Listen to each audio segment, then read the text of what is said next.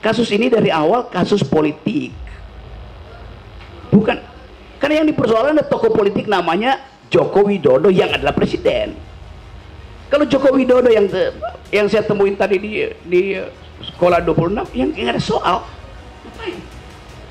Justru karena tadi prinsip noblesse oblige, maka seluruh mata itu mesti diarahkan dengan kecurigaan penuh pada Jokowi.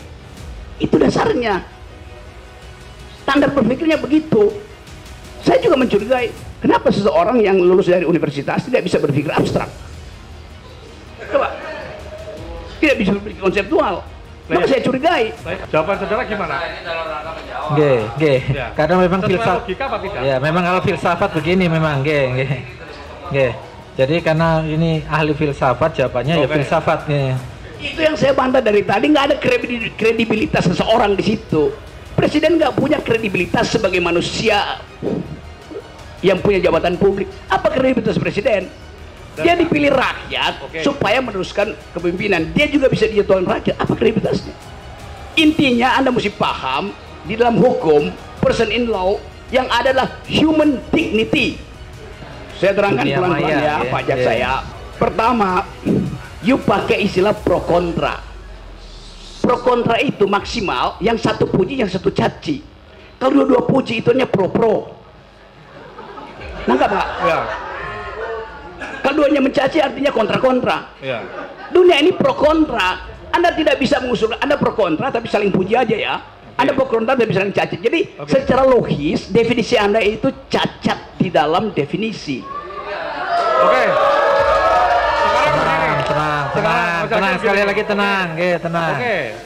Itu hanya bisa dibaca dengan metode dalam ilmu hukum namanya hermeneutics of suspicion. Oke. Pernah belajar itu nggak? Oke. Oke. Sekali lagi saya peringatkan penonton ya, tolong jangan berteriak-teriak. Saya terangkan pada waktu itu, Anda hanya bisa mengakses dunia maya sebagai representasi. Bisa bedain nggak? Dengan mengatakan, bagaimana? Oke, silakan saudara berkelit juga enggak apa-apa. Ini kemudian ini memang jawaban filsafat seperti ini Pak Jaksa. Izin yang mulia, mohon ini ahli yang kami hadirkan. Kalau saudara jaksa tidak sependapat, silakan cari pertanyaan yang jawabannya diduga sependapat. Tapi saya tidak terima ahli kami dinyatakan demikian, tidak dalam forumnya. Sebentar, gantian. Sebentar. Dan justru ini mengkonfirmasi dendam seorang jaksa. Enggak, gini, sebentar. Semua punya hal yang sama. Tolong, Anda lakukan faulty argument itu. Anda sendiri bilang itu dunia maya. Lalu Anda bilang mesti ada kegiatan fisik nggak di dunia maya? Bagaimana mungkin dunia maya ada kegiatan fisik?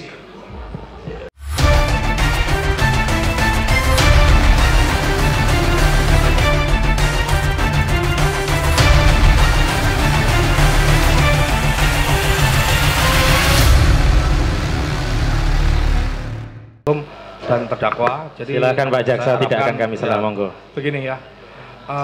Terkait yang pertama saudara ahli terkait mungkin dendam ya, kami secara institusi maupun yang ditunjuk mewakili perkara ini tidak ada dendam terhadap mereka berdua karena kita tidak kenal sebelumnya. Jadi saya rasa itu sebagai koreksi aja, kejaksaan tidak dendam terhadap siapapun. Itu aja yang pertama. Terus ke arah yang kedua berkait dengan saudara tadi, catatan saya tentang hoax ya. Interupsi bentar. Yang dimaksud itu bukan jaksa Anda, tapi kejaksaannya. Iya, sudah saya. Sebentar, interupsi lewat majelis hakim, jangan saling berdebat di sini melalui majelis hakim ya. Kami yang sidang, silakan menjelaskan Bang Eki tentang tidak pribadi maupun institusi tidak ada dendam dengan yang bersangkutan karena tidak kenal. Terus yang kedua, saudara menjelaskan antara hoax dan berita bohong ya. Kalau misalnya catatan saya tadi bahwa hoax itu, kalau di catatan saya itu informasi itu direkayasa untuk menutupi informasi yang sebenarnya, terus kemudian atau memutarbalikkan fakta menggunakan informasi yang meyakinkan. Tapi posisi ini di sini kan sudah menjelaskan tadi itu sebenarnya tidak bisa dihukum, ya kan?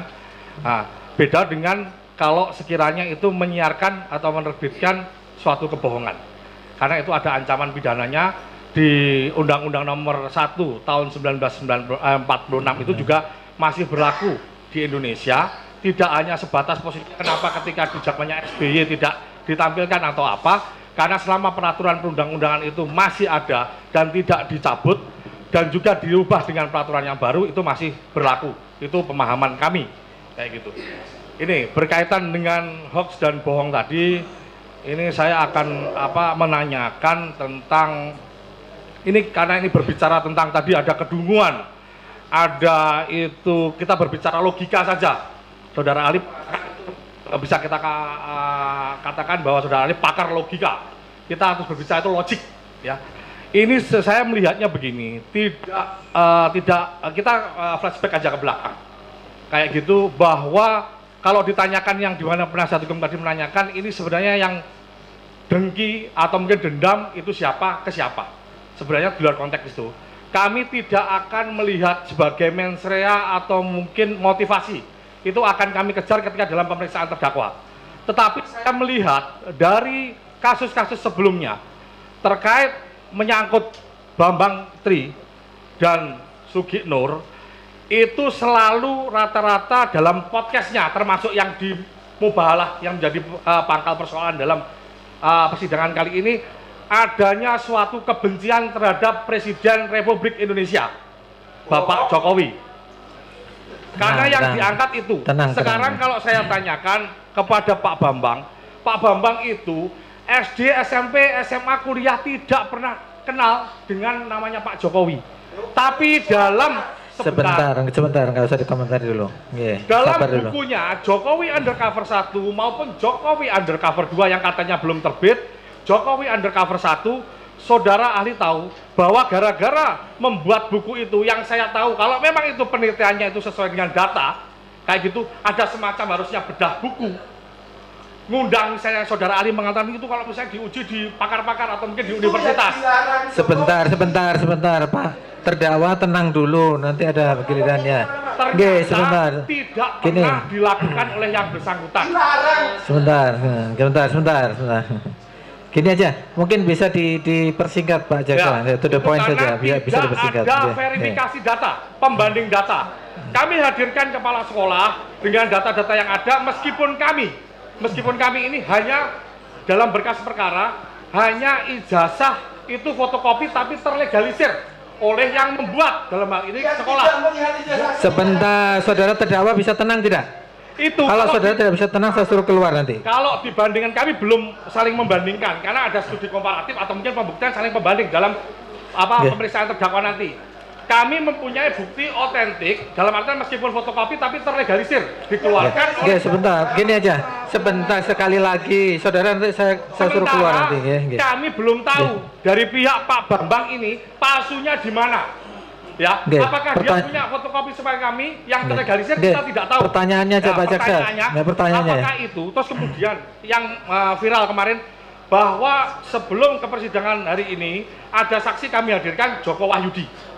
Saudara terdakwa itu dalam konten YouTube-nya bilang tembak kepala saya, ya kan, ijazah SD, SMP, SMA Pak Jokowi itu palsu karena nyuri ijazahnya Pak Joko Wahyudi. Sementara Joko Wahyudi kami hadirkan dan ijazahnya tidak hilang. Jadi curi dong. Sebentar, sekali lagi saudara bisa tenang nggak? Itu kebohongan. Tolong terdakwa tenang ya. Atau itu suatu bentuk kedunguan? Pertanyaan, saya tanyakan tadi. Jadi itu pertanyaannya. Apakah itu suatu bentuk kebohongan atau kedunguan? Karena tadi ahli juga menyampaikan beberapa kali perkataan kedunguan dan kebodohan. Logik. Terus itu dungu segala macam. Yang disampaikan Pak Jaksa tadi itu fakta selama persidangan. Pak Joko Wahyudi yang dituduh ijazah SMA-nya hilang dicuri oleh Pak Jokowi, tapi dihadirkan. Ijazahnya tidak hilang. Nanti ada giliran saudara terdakwa, tenang dulu. Gimana pendapat saudara? Gimana pendapat saudara? Pendapatnya ahli ini hanya berpendapat, monggo pendapat saja, Sekali lagi saya ingatkan di sini, meskipun ahli ini ahli filsafat, tetap sifatnya netral, hanya memberikan pendapat. Soal pendapat ahli, sebentar, nggak bisa, sebentar, bisa. Sekali lagi saya ingatkan, kalau saudara berteriak-teriak terus, saya suruh dikeluarkan dari sidang, tahanan luar dulu, bukan Pak?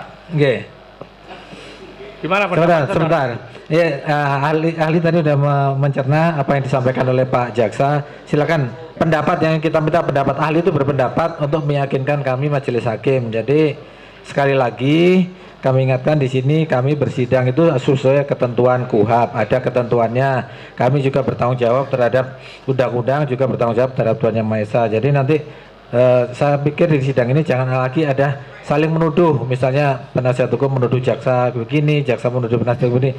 Tidak usah saling menuduh, kita silakan aja saling membuktikan ya. Nanti dari beberapa saksi dan ahli yang dihadirkan, kami akan menilai. Mudah-mudahan kami diberikan pencerahan lah. Ya. Silakan ahli, silakan. Oke, terima kasih. Berpendapat ya, pendapat tadi kan pendapat dari sisi pertanyaan penasihat hukum, sekarang pendapat dari sisi fakta yang disampaikan oleh jaksa bagaimana menurut ahli mengenai kedunguan dan kebodohan tadi. Oke, terima kasih Pak Hakim. Di awal saya terangkan bahwa hoax itu bukan kejahatan. Karena dia punya fungsi untuk memancing opini publik. Terutama di negara-negara yang tersumbat kanal-kanal informasi, kita bikin hoax saja. Lain kalau negara ini terbuka, nggak ada orang yang bikin hoax. Jadi dibalik, kenapa hoax muncul? Karena informasinya tertutup, itu soalnya. Yang ada di undang-undang itu urusan saudara itu. Jadi satu poin. Yang kedua, kasus ini dari awal kasus politik. Bukan, karena yang dipersoalkan ada tokoh politik namanya Joko Widodo yang adalah presiden. Kalau Joko Widodo yang saya temuin tadi di sekolah 26 yang ada soal, ngapain? Justru karena tadi prinsip noblesse oblige, maka seluruh mata itu mesti diarahkan dengan kecurigaan penuh pada Jokowi. Itu dasarnya. Standar berpikirnya begitu. Anda tidak hadapi seorang warga negara terhadap warga negara yang lain, enggak, terhadap kedudukan noblesse oblige dari presiden. Artinya kita ingin presiden itu can do no wrong. Enggak boleh salah presiden itu. Enggak boleh ada cacat dia tuh. Karena itu kita bersihkan. Termasuk kecurigaan. Kenapa? Saya juga mencurigai, kenapa seseorang yang lulus dari universitas tidak bisa berpikir abstrak? Coba. Tidak bisa berpikir konseptual. Maka saya curigai. Jawab pertanyaan saya tadi. Ketika saya menjelaskan tadi kasus itu tadi, jawaban saudara gimana? Ya. Karena memang filsafat. Logika apa tidak? Ya, memang kalau filsafat begini memang, Jadi karena ini ahli filsafat, jawabannya ya filsafat.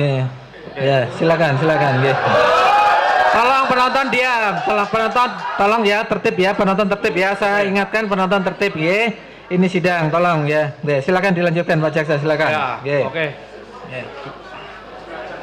Menurut filsafat ya, saudara ahli kayak gitu, pemberitaan apapun, penyebarluasan informasi apapun kayak gitu kan, sebelum ada keyakinan atau data yang terverifikasi, kan tidak boleh istilahnya menyebarkan itu suatu kebohongan atau melakukan tidak sesuai data kayak gitu, karena itu menyangkut kredibilitas seseorang kayak gitu.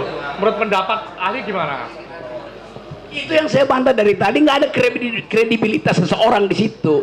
Presiden nggak punya kredibilitas sebagai manusia yang punya jabatan publik. Apa kredibilitas presiden?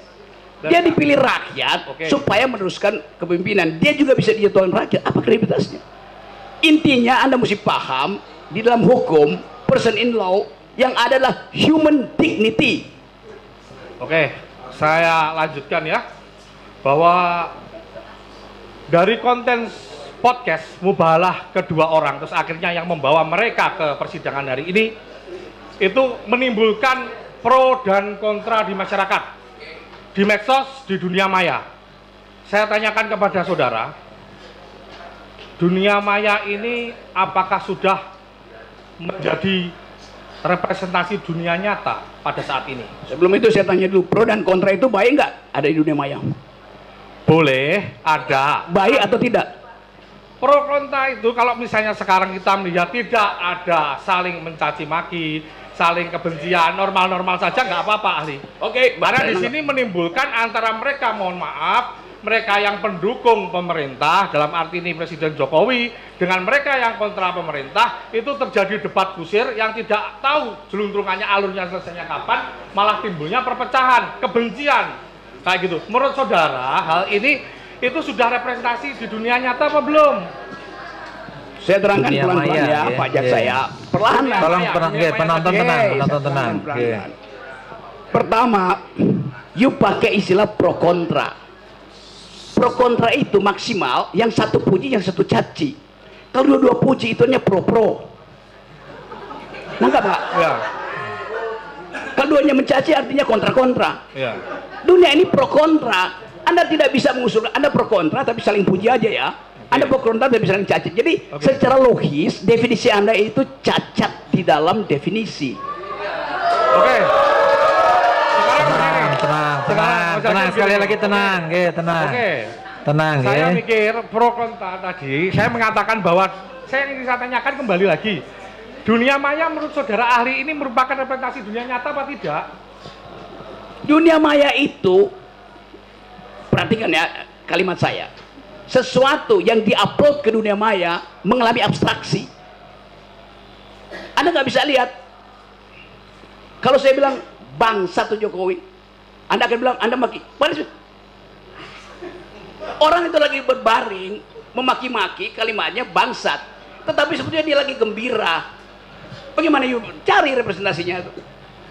Itu hanya bisa dibaca dengan metode dalam ilmu hukum namanya hermeneutics of suspicion. Oke. Pernah belajar itu nggak? Oke. Sekali lagi saya peringatkan penonton ya, tolong jangan teriak-teriak. Ini sidang ya.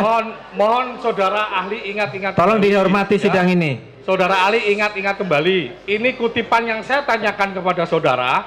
Itu dalam kapasitas ketika pada waktu itu saudara pernah menjadi saksi dalam persidangan Ratna Sarumpait? Pernah? Saksi Ratna Sarumpait di perkara yang bersangkutan. Ini tadi yang saya tanyakan itu hanya sekedar bahwa saudara konsisten atau tidak di sini, karena saudara memberikan pernyataan di situ. Dunia maya pada waktu itu merupakan representasi dunia nyata. Anda tahu arti representasi? Saudara mengatakan itu enggak? Iya betul. Ya betul, cukup. Entar. Cukup. Anda tahu nggak, representasi itu bukan identitas primer. Oke. Namanya representasi. Saya tanyakan sudah dijawab. Ini saya melanjutkan pertanyaan yang lain. Gini, lanjut, pertanyaan lanjut. Sekali lagi saya ingatkan, tolong yang teriak itu dikeluarkan. Karena ini keterangan saudara pada waktu supaya biar mati. Ini. Tadi sekedar itu ya, cuma sekedar yang Anda bacakan, panjang lebar saya terangkan di situ. Ini saya kutip. Oke, kutip ya. Panjang lebar. Timbul pro kontra di masyarakat, di medsos, di dunia maya. Terus saudara menjelaskan dunia maya menurut saudara itu pada waktu itu representasi dari dunia nyata. Saya hanya menanyakan itu aja. Apakah itu pernyataan saudara pada waktu itu? Apakah itu pernyataan sepenggal apa selengkapnya? Loh, itu sudah istilahnya sudah kami lihat bahwa posisinya lengkap seperti itu. Kami mengutipnya lengkap. Saya terangkan pada waktu itu, Anda hanya bisa mengakses dunia maya sebagai representasi. Bisa bedain nggak? Dengan mengatakan, bagaimana? Oke, silakan saudara berkelit juga enggak apa-apa. Ini kemudian ini memang jawaban filsafat seperti ini Pak Jaksa. Izin yang mulia, mohon ini ahli yang kami hadirkan. Kalau saudara jaksa tidak sependapat, silakan cari pertanyaan yang jawabannya diduga sependapat. Tapi saya tidak terima ahli kami dinyatakan demikian, tidak dalam forumnya. Sebentar, gantian. Sebentar. Dan justru ini mengkonfirmasi dendam seorang jaksa. Gini, sebentar. Semua punya hak yang sama. Tolong, siapa yang berteriak itu tolong keluarkan. Yang berteriak itu keluarkan. Keluarkan yang suka berteriak itu keluarkan. Dari tadi saya memperhatikan penonton tidak tertib, keluar masuk saya. Tolong jangan berteriak ya, dukung kami dengan tertib. Kalau memang mendukung silakan dengan tertib. Kita lihat sidang-sidang di tempat lain itu bisa tertib, kenapa di sini tidak? Terus ini dua pertanyaan terakhir ahli ya. Silakan Pak Jaksa. Dalam konteks kekinian atau masa kini bahwa memaknai keonaran atau onar itu kan tidak dalam artian yang sempit karena dengan majunya teknologi dan perkembangan zaman, ya kan? Yang ingin saya tanyakan, apakah keonaran atau keributan itu di dunia maya, medsos tadi, yang saudara pernah saya tanyakan tadi, itu harus sifatnya itu harus fisik? Itu pertanyaan saya. Harus fisik atau enggak? Huru-hara, pukul-pukulan, maya, bakaran kayak gitu, ributan di dunia medsos, maya antara pro kontra, itu apakah bisa memenuhi kualifikasi keonaran atau onar? Itu namanya faulty reasoning, namanya red herring gitu. Bisa di Indonesia kan? Bisa, Anda bisa. Saya ajarin sedikit. Istilah filsafat soalnya harus diterangkan. Saya ajarin sedikit ya. Iya. Ini lagi sibuk orang nyari kambing hilang itu. Tiba-tiba sebelah sana datang tukang jual obat bilang bahwa saya jual obat yang bisa saudara masuk surga. Maka Anda pindah dari kerumunan ini, pindah ke situ. Itu namanya red herring. Mengambil atensi lain dari hal yang lagi dipercakapkan. Anda lakukan faulty argument itu. Anda sendiri bilang itu dunia maya. Lalu Anda bilang mesti ada kegiatan fisik nggak di dunia maya? Bagaimana mungkin dunia maya ada kegiatan fisik? Kan saya melihatnya kan itu kan tidak boleh dimanai sempit sekarang dengan perkembangan teknologi dan sudah sebentar. Ini terakhir ini. Silakan terakhir. Dari saya. Ini kembali lagi tentang keonaran tadi, pro kontra. Ya. Dari segi bahasa, menurut saudara apakah bentuk suatu keonaran atau onar? Terus berikutnya, ini filsafat, ahli filsafat ya, ini. Kegaduhan di medsos, apakah bisa diartikan sebagai bentuk keonaran? Itu aja penegasan saja. Penegasan, ya.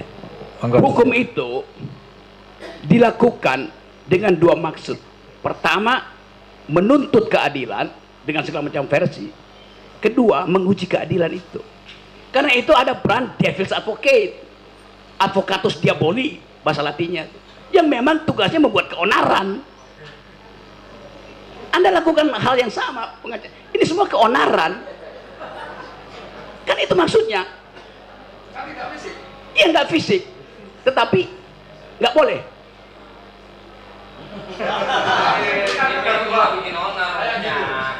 Yang Anda maksud keonaran itu kalau menyebabkan akibat material.